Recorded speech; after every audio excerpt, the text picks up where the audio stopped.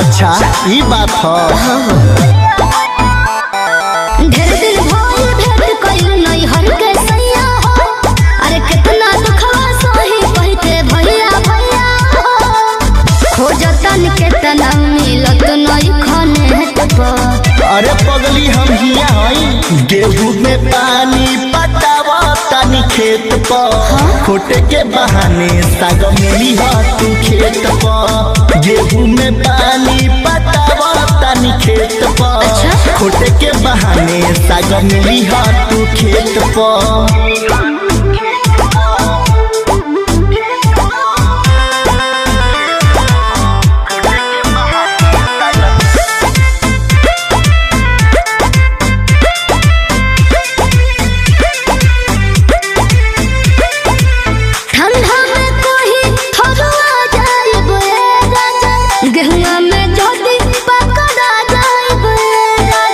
धन है जोगा के का करबू ये रानी।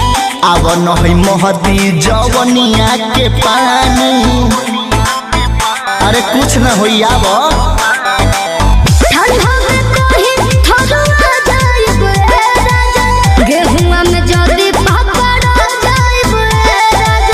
धन है जोगा के का करबू ये रानी। आव न है महदी जवनिया के पानी। डर लागे हमरा गिर जाए बुझने पर। अरे पीछ बनवा दी का तारा। गेहूं में पानी पटावा तानी खेत पर। खोटे के बहाने साग मिली हा तू खेत पर। गेहूं में पानी पटावा तानी खेत पर। खोटे के बहाने साग मिली हा तू खेत पर।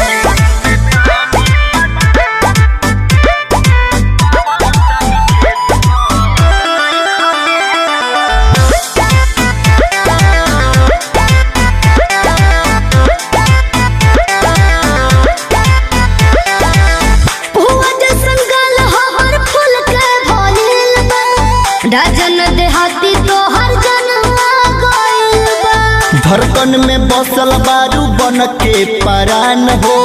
का तू भूलरिया के ले बुझान हो। ऐसन बात हो